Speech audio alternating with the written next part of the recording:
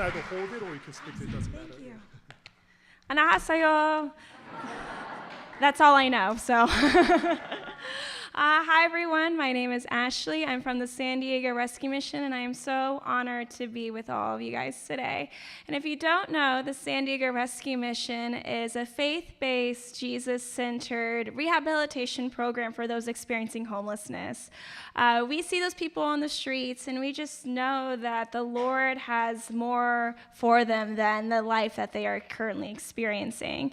So that's where we step in. We say, hey, we know that this is not the plan that God has for you, and there's so much more for you. And my joy is I get to bring in the church to be a part of that. So I'm part of the church partnerships team. I grew up in Orange County, which is just about an hour north of here. I came down here to Point Loma Nazarene University, and the Lord had such a strong call on my life to work in nonprofit. And I resisted it every step of the way. I actually remember praying to God that that they wouldn't offer me the job. 2.5 years later, I'm praising God every day for me being wrong and how much better He knows me than I do myself. And when I see the people in our program, I think the same for them. They come here against their will. They do not want the life on the streets. Yet somehow, in the decisions that they made, they arrived on the cold concrete, and they have no other place to go. So I'm going to talk about a few different programs today, and I also want to highlight a few different successes we've had because of the support of the local church. You might have heard of Housing First initiatives, which the government loves to pump money into, and we are not like that. We are transitional living, meaning that they come and they stay with us for 1 year. The heartbeat of what we do is called Mission Academy. We have a 6-story, 300-bed, 1,000-square-foot facility in downtown San Diego. And what we do is for 1 year, we house them, we feed them, we give them education and job training classes. We get them involved in the local church. We help them beat their addiction to alcohol, drugs, and most of all, we help them encounter the love of Christ. We believe that the cycles of generational sin, of generational homelessness, generational poverty can only be broken with the fierce love that was displayed on the cross. So that's our goal each and every day, to have them know the gospel, have them know Jesus. And that's when we see lives transformed. We believe that homelessness is not a government issue. We believe that it's a community issue, a church issue for us to step up and address. And I just want to take a moment and thank Tree Church, because you guys have been so eager to serve and be the hands and feet of Jesus. And I'm so grateful for that I've been able to see God work through your support. So Mission Academy for 1 year, then they graduate. After they graduate, then they get off into the world. We help them get housing and a job and help them get back to what God has planned for them. A few other programs I'd like to highlight is our emergency shelter for women and children. We invite them to come to flee the cycles of domestic violence, of sex trafficking, of life on the streets, and just come get a warm bed. And for 30 days, we meet with the case manager, and we're able to help them figure out the next best step. And we call it a navigation center because we help them navigate. We either help them navigate back through to their family, we help them navigate the system, and ideally we help them navigate through Mission Academy. Another program I'd love to talk about is our free licensed Christian preschool for our kiddos who are either on the streets or experiencing homelessness. This is a great program to cut through the cycle of generational homelessness. Just because you were born into homelessness, just because you were born into the streets does not mean that's your end destination, does not mean that it's your end goal. So when everyone comes into our program, we read the story of John 9. And John 9 talks about when Jesus encounters a blind man. And the man says, "Rabbi, make me well." So Jesus spits onto the ground. He makes kind of a paste and he puts it on the man's eyes. And he says, "Now go and wash." And the man goes and washes, and he comes home seeing. And no one can recognize that this is the same blind man who used to beg.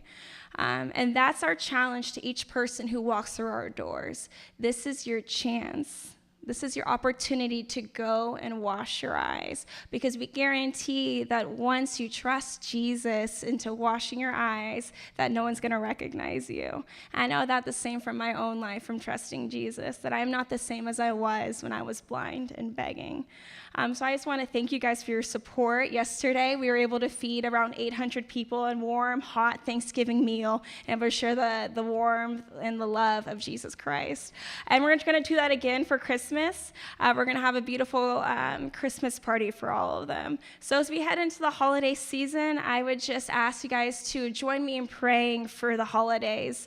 The holidays can often be a hard time for those in our program, where we see a lot more relapses and we see a lot more escalation, because it triggers a lot of trauma and the life that they used to live.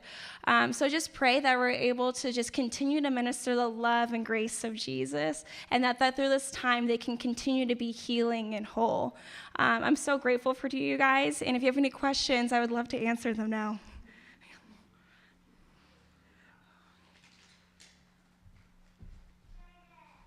Does anyone have any questions? You can raise your hand. And any brave souls to ask questions? No one? Going once?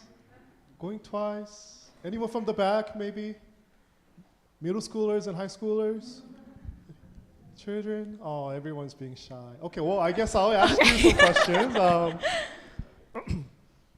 My first question is kind of for you personally, what are some of the moments that you feel most rewarding, and at the same time, what are some moments of struggle that you might have? Great question. My favorite moments are when I see the kiddos. One of my favorite memories is one of the kids came up to me, one of the kids who are living in our program, and they gave me a hug and they said, "This is the best hotel we've ever stayed at." They didn't know that they were living in a shelter, because that's how well we do our program.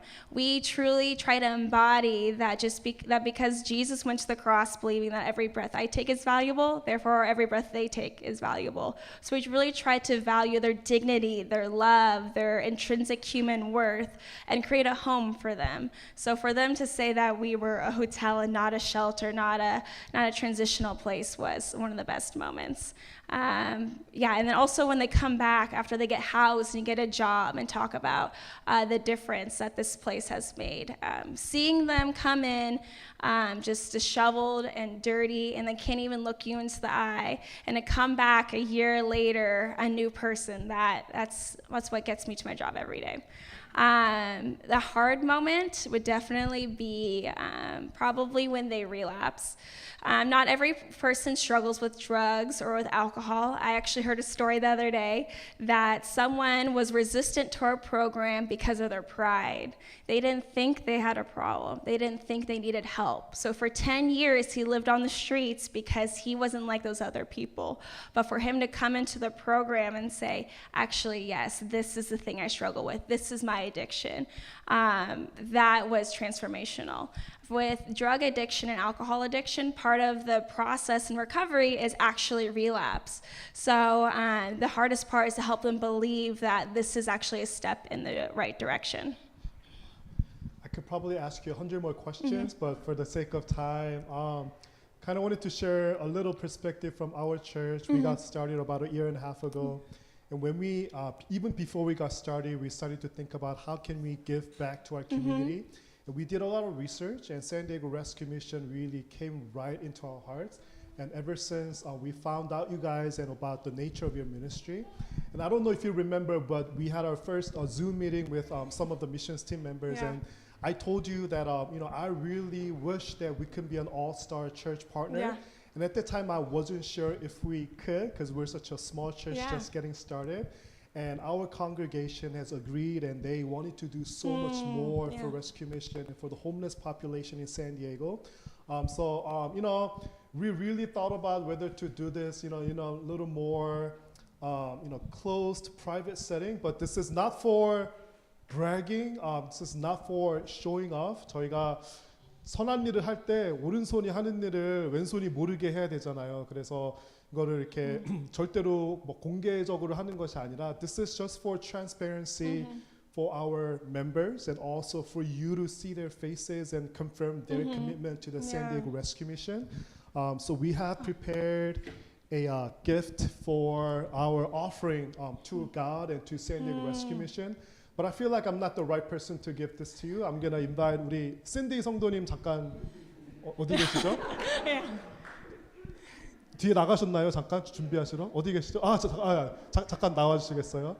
네, 저희가 지난주에 여러분들께 말씀드린 대로 만불 체크를 준비해서 저희가 1년에 최소한 샌디에고 레스큐 미션에게 이것을 전달해드리면 일로 오세요. 전달해드리면 좋겠다고 그렇게 말씀드렸습니다. 그래서 우리 신디 성도님께서 샌디에고 레스큐 미션 담당이세요. So she represents our church. So I'm going to have her hand this to you. Thank you so much.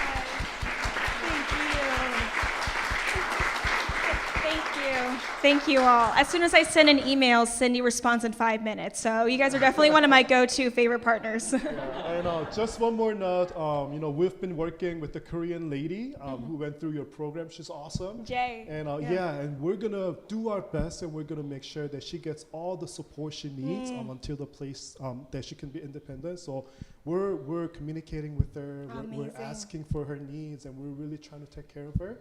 So whenever you have any, whenever you think of us, don't hesitate to reach out to us. Thank you so much. Thank you so much, and thank you all of you. I'm so grateful to be standing here today. So I'm so honored. So thank you.